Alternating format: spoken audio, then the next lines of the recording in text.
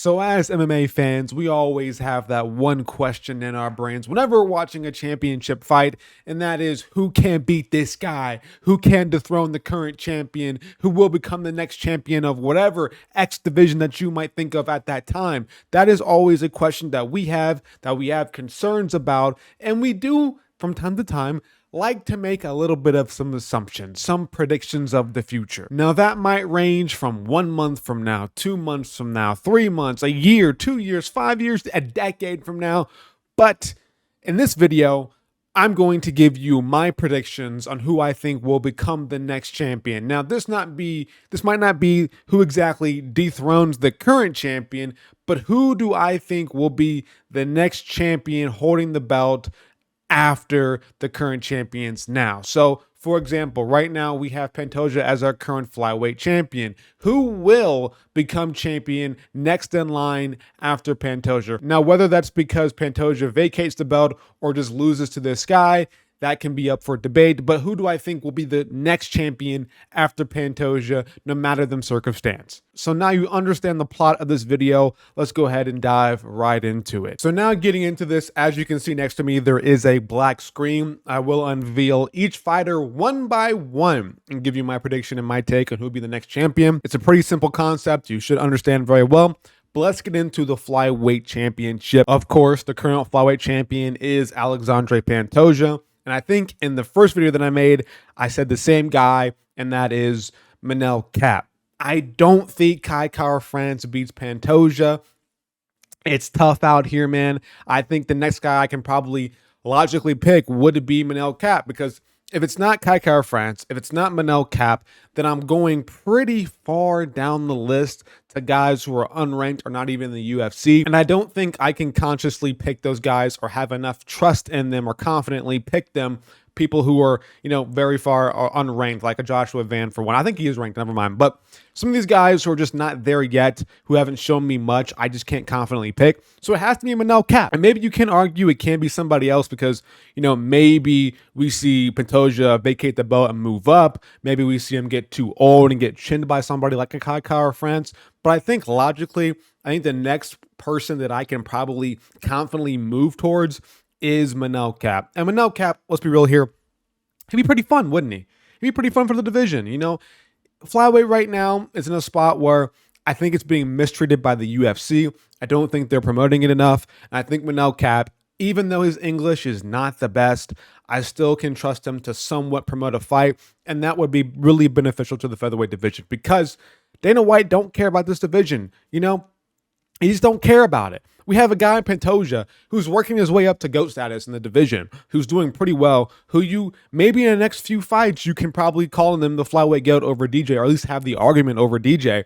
And nothing. It's Zada, zilch, no promotion whatsoever. And so I think a guy like Manel Kape, maybe he can come in and be that guy to promote the division and get it started where it should be, because it does deserve some love. These fights are fun, man. Flyweight fights are really fun to watch. They're always good for the most part. Rarely ever any stinkers. Yet the UFC don't give a shit about it. But I think Manel Kape is one of those guys that you can probably point towards with the striking. Maybe he can go out there and kind of, stop the takedowns of Pantoja or stop his jiu-jitsu game and work the striking very well and possibly even hurt him at times, because Pantoja does like to walk forward a lot, and I think Manel Kape has a really strong chance. Now, moving on to our next division, which is Bantamweight, and the current champion is Merab Dvalishvili, and I don't think it'll be O'Malley. I don't think Petr Yan in a rematch. I don't think any of these top guys like a Corey Sandhagen can probably get past Merab. It's going to have to be somebody who's a bit further down the rankings, and I think that is Vinicius Oliveira. Now you might be asking me, why Vinicius Oliveira? Because I think in a very hypothetical world or fictional world where things get a little bit, cheeky, let's say Vinicius Oliveira, I don't think he's that amazing of a striker, but let's say in a fictional world, he gets a couple more wins at bantamweight, gets into the top 10. I think he's a nightmare matchup for Merab. I don't think Oliveira beats guys like Petr Yan or O'Malley. I think those guys are too good at striking and too good at doing what they do. But I think Oliveira, let's say gets number 5, 6, 7, doesn't have to fight the Petr Yans of the world, not the Sean O'Malleys of the world, but he gets a nice, Merab, who's beaten those guys already, maybe even again. And we start raising the question, does Merab move up, or does he fight a new up-and-coming hungry guy who's a little bit probably too highly ranked, who possibly doesn't deserve a title shot? And I think Oliveira will probably be that guy. And Oliveira, I think, is a nightmare matchup for a guy like Merab. This guy, he gets tired, of course, but he can still stuff takedowns, and he won't be like a soy boy O'Malley where if he does get taken down or stalled against the fence, he won't just be complacent and just kind of stand there and let shit happen to him. He's actually going to continue to throw wild haymakers and stuff takedowns. So watch his fight versus Ricky Simone. Watch his fight versus Said Nurmagomedov. This guy just doesn't care. It's constant output. And I think that style with great grappling defense as well. And I think that style versus Merab boats him in a lot of trouble, as well as Merab kind of aging in his career as well. By the time Oliveira gets his shot, I think the next champion won't be O'Malley, won't be Petr Yan or any of these top strikers or any of these upcoming grapplers as well. Even the Umar, even in a rematch, I think it will be Vinicius Oliveira if Merab can stay successful at bantamweight. Now, moving on. This one's very simple. This one's very easy. Actually, no, it's not. I'm lying. It's the next one. But this one is kind of tough, though. It is kind of tough because the current champion is Volkanovski, and he's up there in age now, and anything can happen. I think he might fight Yair instead of Evloev, which is who I have, because it should be Evloev next. But he might fight Yair, and Yair could put his lights out because, Volk's chin has been taking some damage recently in his past few fights. Even against Lopez, he got dropped, and maybe Yair could be the guy to land a nasty head kick and put Volk down. But I think that, honestly, I think Volk gets past Yair again in a rematch with the grappling. And I think we'll finally get to see Evloev versus Volk. And I think in that matchup, it will be Evloev. And if it's not Evloev next, I don't know who the fuck. I don't know. It's a complete question, bro. Nobody comes to mind when I think of who can become the next champion if Volk gets past both Yair and Evloev. But I think in my mind, Volk gets past Yair, and we get the Evloev versus Volk fight, which Volk was calling for in the first place. The UFC is not giving him any nice treatment whatsoever. And I think Evloev can find a way to get it done, with the grappling maybe. Striking, not so much. I think if it's on the feet for too long, Evloev can lose. Tough matchup, by the way, but I think I would possibly lean like Evloev 51-49% if they fought like tomorrow, honestly. But that's really the only guy I can really think of right now, because anybody else down the rankings, just again, kind of how it is with Flyweight, I don't know yet. There's some question marks. Maybe they're too far down the rankings to really put too much confidence in.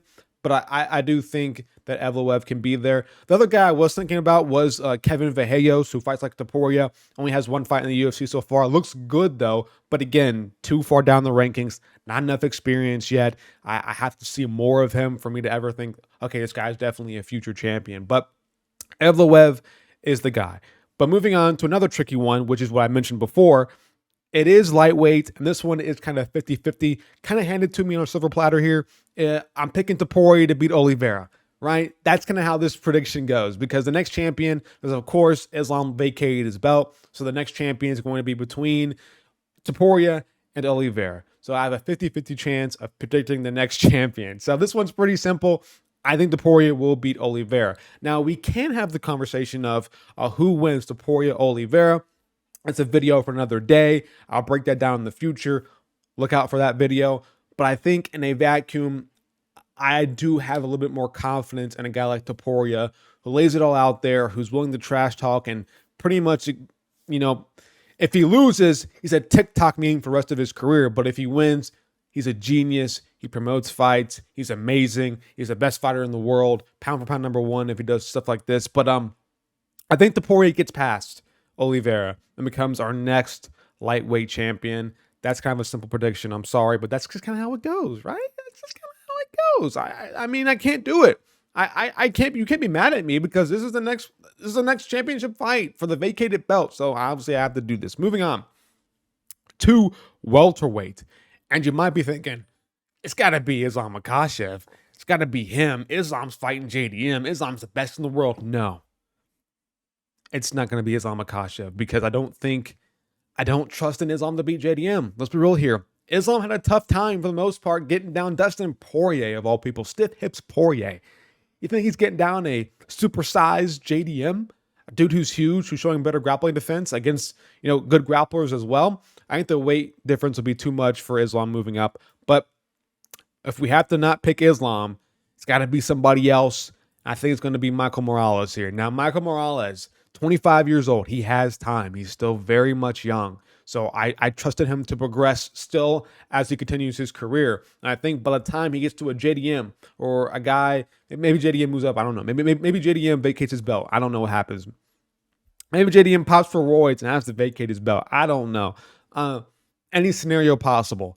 I think Michael Morales, by the time he gets towards a championship opportunity, I think he'll be around like 27, 28, 3 more years of experience, 3 more years of training, getting better in his prime. Honestly, I can see him getting past some guys, man. I can see him working the grappling. I can see him becoming, really well-rounded and becoming just even a better striker than what he already is. He already carries some power. I can trust him in the future to have a real legitimate chance at becoming the next welterweight champion. Do I think he beats JDM now? No, but maybe in 2 or 3 years, that might be a different case, might be a different case altogether. You could go Islam here, but I think I'm going to trust Islam to lose to JDM. Moving on to middleweight. This one, again, kind of a tough one here because the current champion is Ankalaev, right? I don't think Pereira beats him in a rematch. So I have to kind of move down a little bit here. And if it's not Baralho, who else is it? There's some guys there like Delidzi. Delidzi's going to beat him. No, I don't think Delidzi. Wait, did I say Ankalaev as the middleweight champion? I'm sorry. I am so sorry. It is Dricus du Plessis. I am so sorry. I got to restart that. But the current middleweight champion right now is Dricus du Plessis. If you wanted to put Chimaev here, that wouldn't be a bad bet, right? That's obviously the next guy up for Dricus du Plessis. That will be his toughest challenge to date. Now, I don't think Chimaev beats DDP. I swear to God. It's possible. It's a very close fight, honestly. If you think Chimaev will be the next champion, I don't hate the prediction whatsoever, but I do think that we will see DDP get past Chimaev, maybe shockingly, but he will get past Chimaev. And I think from that point on, I look down the rankings, and the next guy that catches my eye, who I think in the next couple years out of fighting nerds, who's looked probably as the best fighting nerds right now next to Gene Silva, I think Baralho is higher than Gene Silva when it comes to, potential champions. I think this guy Baralho can go out there and put on a good style versus DDP and possibly get the win. I think in the next year, maybe 2 years, he will get his championship opportunity. And I think he will put on a good fight versus DDP. I think maybe he can win. People were kind of shitting on me forever ago when I said DDP will be champion for a long time. Now DDP has already beaten Adesanya, and he might beat Chimaev. And then from that point on, you're like, well, who's the next guy who beats, like DDP might be the GOAT of middleweight here soon if he keeps going on. If he beats Chimaev, beats, Adesanya like he already did, like you might already be thinking, no, DDP might be the middleweight GOAT in the next coming years. But I think that might all stop with Kyle Baralho. Honestly, I can see him beating DDP. Not now, not immediately, but, in the next coming years, when he gets more into his prime and keeps training at Fighting Nerds, I see Baralho having a really, really strong chance at beating DDP. It will be a close fight. Don't get me wrong. It'd be a very, very close fight. But I think that Baralho's style is just very nice, right? His striking isn't the most clean, but he has good grappling, amazing cardio, and apparently he has some power, like against Jared Cannonier. But Cannonier sometimes is being hurt a lot recently. I think his chin's going bad. But Baralho, he has the talent there, man. He has the time as well. Time's a big key factor. And I think in the future, I think I might trust him to beat DDP.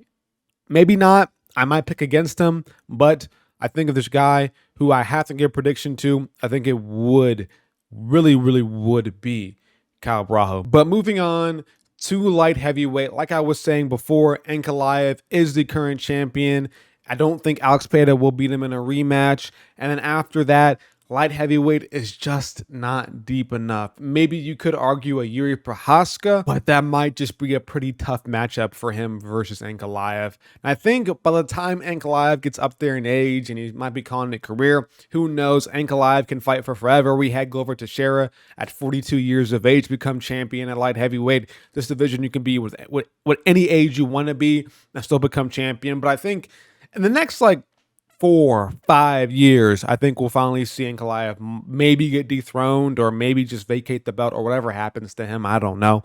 I think by that time, the only guy I can point to and be like, yeah, maybe he can be a future champion is Navajo Sterling. I mean, he did get a hair transplant. So maybe Navajo Sterling with a clean, crisp hairline might be a different animal who can just become a champion. That's the only guy I can think of. I don't think Olberg beats him. I don't think maybe Jamal Hill in the future beats an Ankalaev, like anybody like that. I think in the next few years, I think Sterling will be the top of light heavyweight. I think he will have earned himself a title shot by then, and maybe he can possibly get it done. Get it done versus Ankalaev. Maybe not. Maybe it might be for a vacated belt. I don't know, dude. It's gonna be a tough time. This is a investment prediction. This is like, oh, in 5 years from now, we'll see this guy become champion. Which that might be highly inaccurate, but you never know. You never know. You never know. But we move on to heavyweight. This one again is pretty simple. John Jones is our current champion. Tom Aspinall. Either he beats John Jones or John Jones just vacates the belt out entirely or gets even stripped. I don't know at this point. And then we see Tom Aspinall promoted to undisputed champion, which, again, kind of a cop-out pick, but it makes sense. It makes sense, don't it? It makes perfect sense.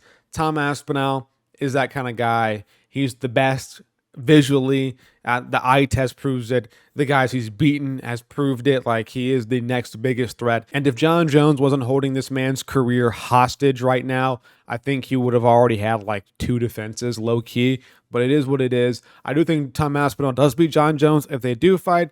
And if whatever happens, John Jones gets stripped, vacates the belt, retires, blah, blah, blah, whatever he wants to do, I don't know. I think Tom Aspinall clearly and clear cut will be the next, undisputed champion. But again, cop-out pick. So I gave you another answer. Hey, another answer. And heavyweight sucks. Dude, it is so bad. There are no prospects whatsoever. So it's kind of who can beat Tom? I don't think Cyril Gahn beats Tom. I don't think Curtis Blaydes beats Tom in a rematch. I don't think Pavlovich beats Tom in a rematch. I don't think Volkov beats Tom in a rematch. There's nobody. So I had to go down the rankings to a guy in Mario Pinto. And Mario Pinto, and the physique tells you all. Pinto has been pretty good, though. He looks like he can be something at heavyweight, but bro needs that Bilal serum really quickly, bro. He needs to get jacked and ripped. And before I even contemplate him becoming champion. We'll see in the future how he progresses. I think right now he's probably our best heavyweight prospect. Maybe he's at least top 2. You might say some other guy is Denise? Is Denise a heavyweight? I forget. Dude, heavyweight prospects are really cooked right now, man. We had Rebellis to Spain for a little bit and then he lost. So it was all right, cool. Who's next? And Mario Pinto, I think, is that next guy up. He's the only guy I can think of, man. But in all honesty, I think it's Tom Aspinall. I think Tom Aspinall is the easiest pick here. But yeah, that's it, man. That's it. If you agree, if you disagree, if you hate me, I'm cut in half. Let me fix that really quickly. Boom, we're not cut in half anymore. But if you agree, disagree, hate me, love me, don't like me, whatever you want to feel, subscribe, bell icon notifications, leave a comment down below. Tell me who you might think. Tell me how dumb I am or how right I am or who you disagree with or agree with. But I'm out of here, guys. Peace.